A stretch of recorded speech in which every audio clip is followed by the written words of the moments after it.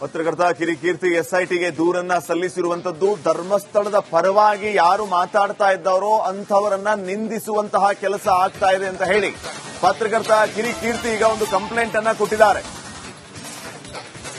ಕೆಲ ವ್ಯಕ್ತಿಗಳು social media ಮೇಲೆ ದೂರನ್ನ ಕೊಟ್ಟಿರುವಂತದ್ದು. ಕಿರಿಕೀರ್ತಿ ಎಸ್ಐಟಿ ಕಚೇರಿಗೆ ಲಿಖಿತ ದೂರನ್ನ ನೀಡಿದ್ದೇವೆ, ಧರ್ಮಸ್ಥಳದ ಪರವಾಗಿ ಇರೋರನ್ನ ನಿಂದಿಸಲಾಗ್ತಾ ಇದೆ ಅಂತ ಹೇಳಿ ಬೆಳ್ತಂಗಡಿ ಎಸ್ಐಟಿ ಕಚೇರಿಯಲ್ಲಿ ಕಿರಿಕೀರ್ತಿ ಹೇಳಿಕೆಯನ್ನ ನೀಡಿದ್ದಾರೆ. ಯಾರು ಧರ್ಮಸ್ಥಳದ ಪರವಾಗಿ ಮಾತಾಡ್ತಾ ಇದ್ದಾರೋ ಅಂತವರನ್ನು ನಿಂದಿಸುವಂತಹ ಕೆಲಸ ಆಗ್ತಾ ಇದೆ ಅನ್ನುವಂತಹ ಮಾತನ್ನ ಅವರು ಹೇಳಿದ್ದಾರೆ. ಈ ವಿಚಾರವಾಗಿ ಎಸ್ಐಟಿಗೆ ದೂರನ್ನ ಸಲ್ಲಿಸಿದ್ದೀನಿ ಅಂತ ಪತ್ರಕರ್ತ ಕಿರಿಕೀರ್ತಿ ಹೇಳಿರೋದು.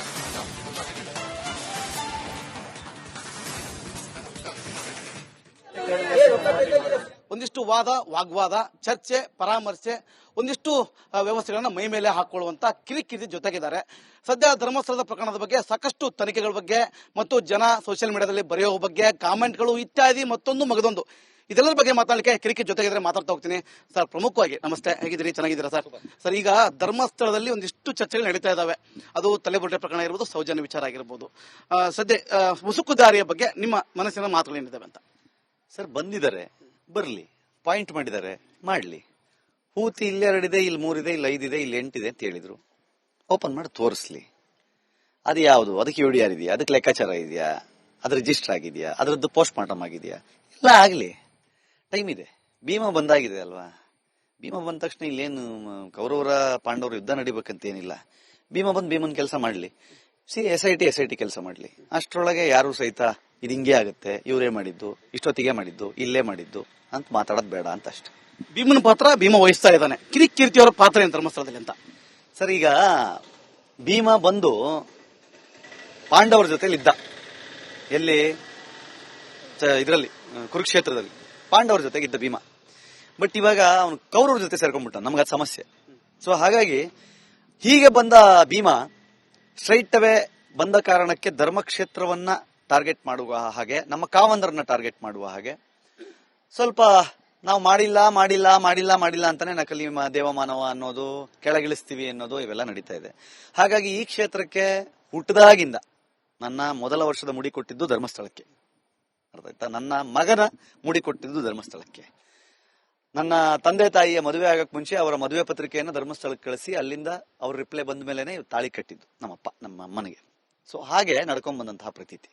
ಸೊ ನಮ್ಮ ಶ್ರೀ ಕ್ಷೇತ್ರಕ್ಕೆ ಏನಾದ್ರೂ ಸಮಸ್ಯೆ ಆಗಿದೆ ಅಂತಾದಾಗ ನಾವು ಸಹಿತ ಪತ್ರಕರ್ತರಾಗಿ 17 ವರ್ಷ ಕೆಲಸ ಮಾಡಿದಾಗ ಸೌಜನ್ಯ ಕೇಸನ್ನ ಅವತ್ತಿಂದ ಇವತ್ತಿನ ತನಕ ನೋಡಿದೀವಿ. ಅಟ್ ದ ಸೇಮ್ ಟೈಮ್ ಅಲ್ಲಿ ಯಾವ್ಯಾವ ತರ ಲೂಪ್ ಹೋಲ್ಸ್ ಆಗಿತ್ತು ಅನ್ನೋದನ್ನ ನಾವು ಗಮನಿಸಿದೀವಿ. ಹೀಗೆಲ್ಲ ಇರಬೇಕಾದ್ರೆ ನಾವು ಯಾಕೆ ಮಾತಾಡದೆ ಸುಮ್ಮನಿರ್ಬೇಕು? ಒಂದು ವರ್ಗ ಒಂದನ್ನು ನಂಬಿಸೋಕೆ ಇಷ್ಟೆಲ್ಲ ಪ್ರಯತ್ನಗಳನ್ನ ಪಡ್ತಿರುವ ಸಂದರ್ಭದಲ್ಲಿ ನಾವು ಯಾಕೆ ನಮ್ಮ ನಂಬಿಕೆಗಳ ಪ್ರತೀತಿಯಾಗಿರುವ ನಮ್ಮ ಕ್ಷೇತ್ರವನ್ನು ಉಳಿಸ್ಕೋಬಾರದು ಅನ್ನುವ ಕಾರಣಕ್ಕೆ ನಾವು ಅದ್ರ ಪರವಾಗಿ ಮಾತಾಡ್ತಾ ಇದೀವಿ ಅಷ್ಟೇ. ಭೀಮ ಪಾಂಡವರ ಜೊತೆಗಿದ್ದ, ಕೌರವ ಜೊತೆಗೆ ಹೋದಂಗಾರೆ. ಹಾಗಾದ್ರೆ ಕಿರಿಕೀರ್ತಿಯವರು ಪಾಂಡವರ ಕೌರವರ? ಅದು ಅಫ್ಕೋರ್ಸ್ ನಿಮ್ಗೆ ಗೊತ್ತಿದೆಯಲ್ಲ. ಧರ್ಮಸ್ಥಳವನ್ನು ಎಲ್ಲಿಗೆ ಹೋಲಿಸ್ತೀರಿ ನೀವು? ಧರ್ಮಸ್ಥಳವನ್ನು ಎಲ್ಲಿಗೆ ಹೋಲಿಸ್ತೀರಾ? ಪಾಂಡವರಿಗೆ ಹೋಲಿಸ್ಬೇಕಲ್ವಾ? ಶ್ರೀ ಮಂಜುನಾಥ ರುದ್ರತಾಂಡವ ಆಡುತ್ತೆ ಅಂತ ಹೇಳಿದ್ದಾರೆ. ರುದ್ರತಾಂಡವ ಆಡದೇ ಇರ್ತಾನೆ ಶ್ರೀ ಮಂಜುನಾಥ? ಅವನ ಕ್ಷೇತ್ರದಲ್ಲೇ ಯೂಟ್ಯೂಬಿನ ಒಂದು ವಿಡಿಯೋ ರುದ್ರತಾಂಡವ ಆಗುತ್ತೆ ಅಂತಂದ್ರೆ ಶ್ರೀ ಕ್ಷೇತ್ರ ಮಂಜುನಾಥ ಕ್ಷೇತ್ರದಲ್ಲಿ ರುದ್ರತಾಂಡವ ಆಗಲ್ವಾ? ರುದ್ರತಾಂಡವಕ್ಕೆ ಕಾಯ್ತಾ ಇದೀವಿ ಅಷ್ಟೇ ನಾವೆಲ್ಲ. 13 ವರ್ಷಗಳ ಪ್ರಕರಣ ಇದು. ಸೌಜನ್ಯ ಕೇಸೇ ಬೇರೆ, ತಲೆಬುರುಡೆಯ ಪ್ರಕರಣನೇ ಬೇರೆ. ಎರಡನ್ನೂ ಒಟ್ಟಿಗೆ ತಗೊಂಡು ಹೋಗ್ತಾ ಇದ್ದಾರೆ ಕೀರ್ತಿ ಅವರು. ಒಂದಿಷ್ಟು ಮಾತುಗಳು, ಚರ್ಚೆಗಳಿದಾವೆ. ನಮ್ಮ ವಾದ ಏನ್ ಗೊತ್ತಾ? ಈ ಕೇಸ್ನಲ್ಲಿ ಸೌಜನ್ಯಗೆ ನ್ಯಾಯ ಸಿಗಲ್ಲ. ಯಾವ್ದ್ರಲ್ಲಿ? ಭೀಮ ಬಂದಿರೋದ್ರಲ್ಲಿ. ನಾವು ಅದಕ್ಕೆ ಹೇಳ್ತಾ ಇರೋದು ಮಹೇಶ್ ತಿಮ್ಮರೋಡಿ ಅವರಿಗೆ, ಗಿರೀಶ್ ಮಟ್ಟಣ್ಣನವರವರಿಗೆ, ಮಿಸ್ಟರ್ ಸಮೀರ್ ಅವರಿಗೆ, ದಯವಿಟ್ಟು ಈ ಕೇಸ್ನ ಡೈವರ್ಟ್ ಮಾಡಿ. ನೀವು ಸೌಜನ್ಯ ವಿಚಾರದಲ್ಲಿ ನ್ಯಾಯ ಸಿಗಬೇಕು ಅಂತಂದ್ರೆ ಇವಾಗ ಭೀಮಾ ಹೂತ ಕಡೆ ಶವ ಸಿಗಬೇಕು ಅಂತ ಹೋಗಬೇಡಿ. ಯಾಕಂತಂದ್ರೆ ಸೌಜನ್ಯಾಳ ಶವವನ್ನು ಹೂತಿದ್ದು ಅವಳ ಮನೆ ಎದುರಿನಲ್ಲಿ. ಸೊ ಹೀಗಿರುವಾಗ ಇಲ್ಲಿ ಯಾವುದೇ ಶವ ಸಿಕ್ಕರೂ ಅದು ಸೌಜನ್ಯಾಗಿ ಸಿಗುವ ನ್ಯಾಯ ಅಲ್ಲ. ಹಾಗಾಗಿ ನಿಮ್ಮಲ್ಲಿರುವ ಸಾಕ್ಷಿಗಳನ್ನ ದಯವಿಟ್ಟು ಈಗಲೇ ಕೊಟ್ಟು ಸೌಜನ್ಯಾಗೆ ನ್ಯಾಯ ಕೊಡಿಸಿ. ಆಲ್ರೆಡಿ 12-13 ವರ್ಷ ತಡ ಮಾಡಿದಿರಿ. ಸೌಜನ್ಯಾಗೆ ನ್ಯಾಯ ಕೊಡಿಸ್ತೀವಿ ಅಂತ ಹೋರಾಟ ಮಾಡಿಕೊಂಡು ಆಕೆಯ ಸಾವಿಗೆ ನ್ಯಾಯ ಕೊಡಿಸದೆ, ಅವಳಿಗೆ ಆದ ಅತ್ಯಾಚಾರಕ್ಕೆ ನ್ಯಾಯ ಕೊಡಿಸ್ತೇನೆ ಇಲ್ಲಿಯವರೆಗೂ ತಳ್ಕೊಂಡು ಬರ್ತಾ ಇದ್ದೀರಿ.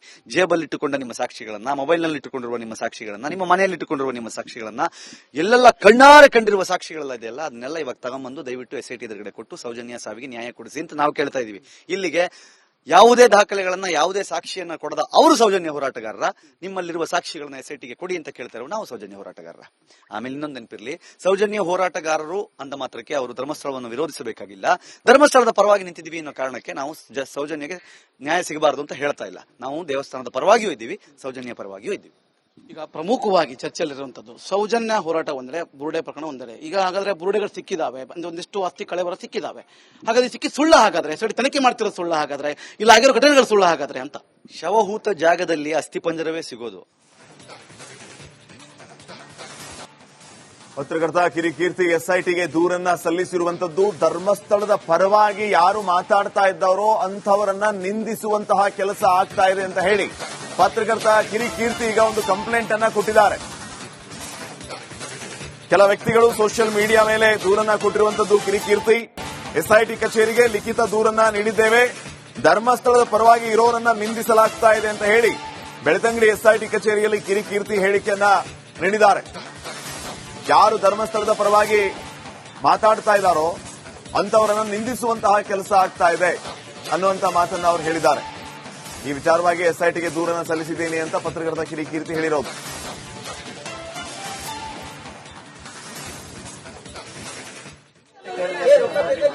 ಒಂದಿಷ್ಟು ವಾದ, ವಾಗ್ವಾದ, ಚರ್ಚೆ, ಪರಾಮರ್ಶೆ, ಒಂದಿಷ್ಟು ವ್ಯವಸ್ಥೆಗಳನ್ನ ಮೈ ಮೇಲೆ ಹಾಕೊಳ್ಳುವಂತ ಕಿರಿಕಿರಿ ಜೊತೆಗಿದ್ದಾರೆ.